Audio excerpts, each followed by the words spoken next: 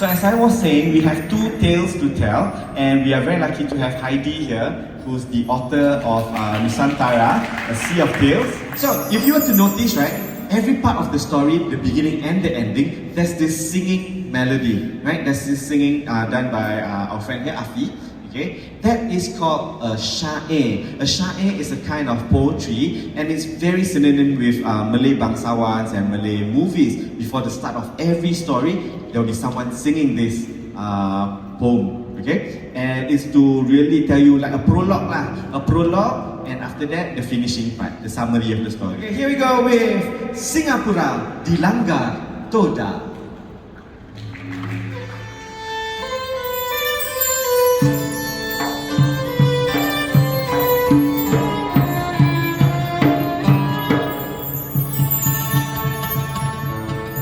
Tersebutlah kisah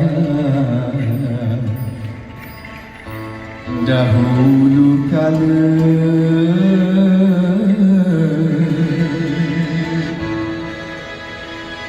kisah terjadi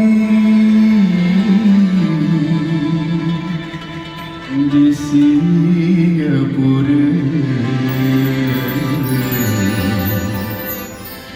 Serangan Toda telah melanda, membunuh rakyat jelata. Datang seorang Nadim Bistari,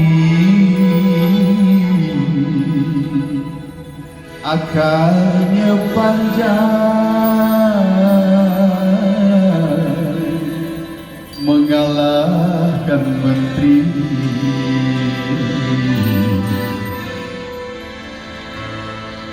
Memberi sarana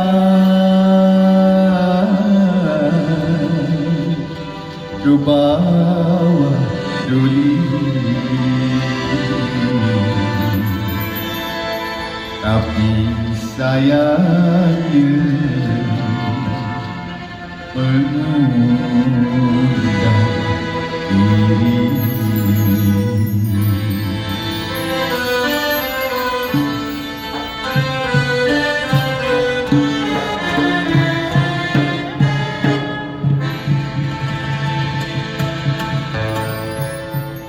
Long time ago, on the island of Temasek or Singapore, all was not well.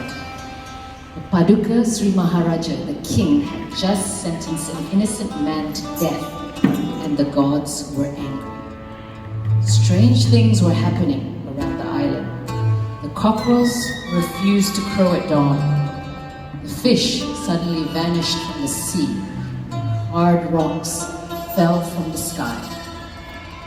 The people began to wonder whether their island was under a curse. One evening, the skies darkened and the sea began to churn as if there was a monster underneath it. On the beach, people were shocked to see a huge wall of water coming towards the island. A storm was coming, but this was no ordinary storm. A colossal wave moved closer to the shore, and out of the water emerged thousands and thousands of ikan toda, or swordfish. Their dagger-like snouts glimmered and sparkled under the setting sun. Without a warning, a wave of swordfish came flying towards the shore. One of these creatures flung itself through the air and impaled a man with a razor-sharp snap. The swordfish are attacking us! Toda menyerang! Lari!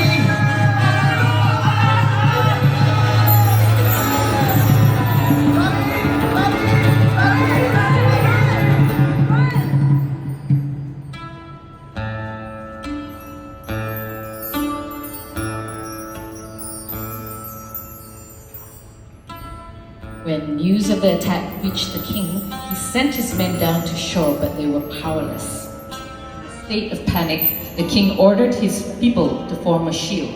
Every man, woman, and child must stand in a line across the shoreline. The people must sacrifice themselves for their king.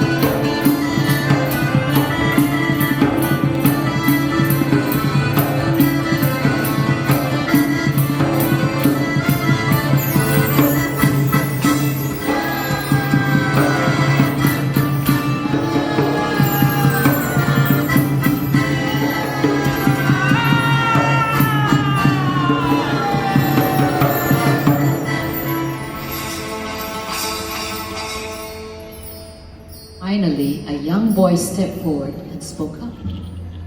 I know how to defeat the swordfish. All we have to do is cut down all the banana trees and plant the trunks along the coastline to form a barricade. The swordfish will be impaled and will not be able to escape.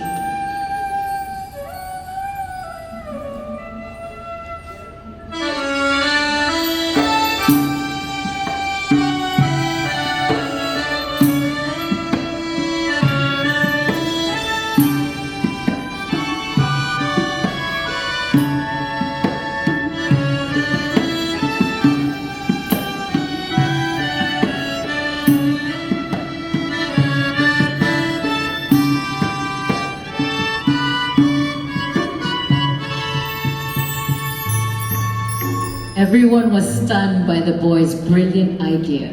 He began to cut down the banana trees and replanted the trunks around the entire shoreline. When the next wave of swordfish came from the sea, the fish were impaled and were quickly killed by the people.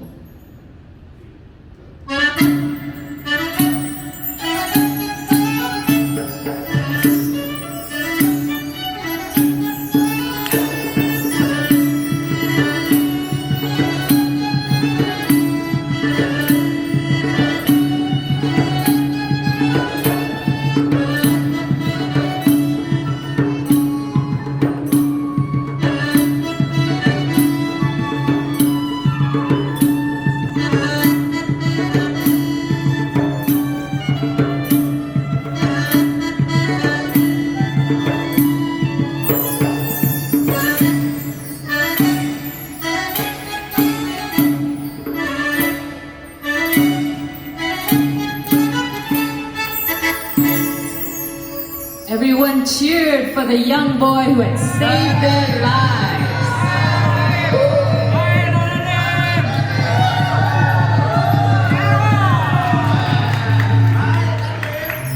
The boy, who was called Nadim, was declared a hero by the people of Singapore.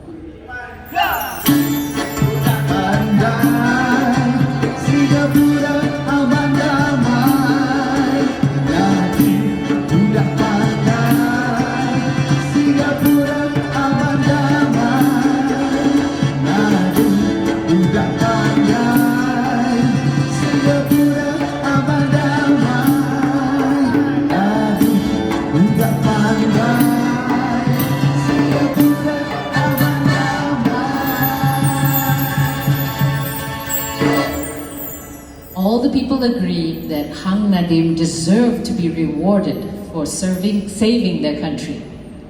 Unfortunately, there were some who were jealous. One day, the Bendahara met the king. Hang Nadim is only a boy, and yet he has more insight than most of the ministers in court. I can only imagine what he'll be like as an adult. I must say I'm worried that when he grows up, he will have more power than the king himself. Upon hearing these words, the king became anxious. He could not eat or sleep for days. The thought of Hang Nadim taking over his kingdom worried and angered the king, until finally he made a decision to sentence Hang Nadim to death.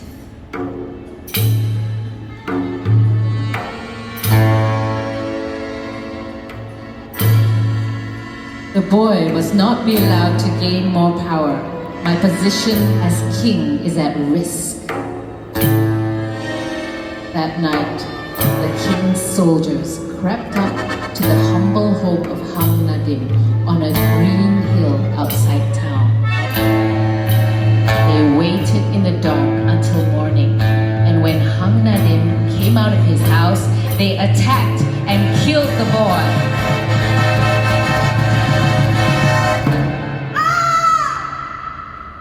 The blood of Hang Nadim spread across the green grass.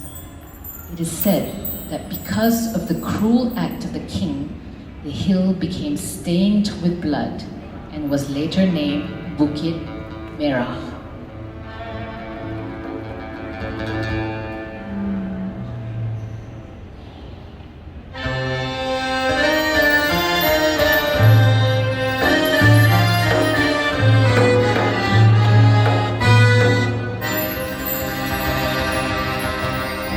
Angkar kesumat di dalam hati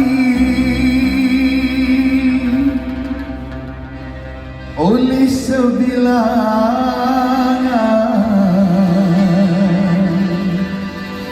pembesar negeri,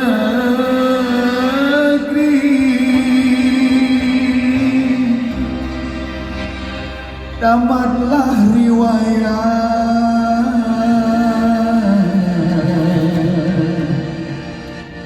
Nadim Bisdari,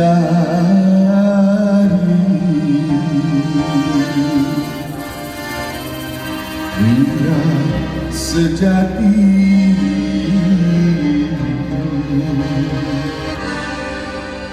rakyat negeri.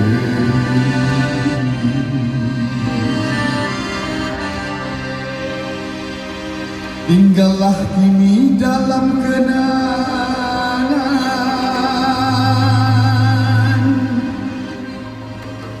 kisah Nadim, jadi tauladan,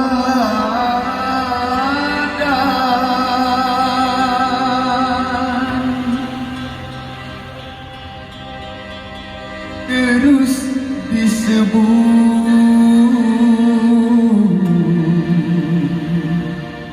zaman bersama,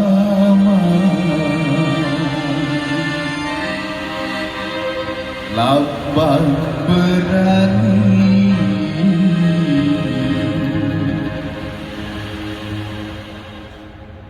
dan kebijaksanaan.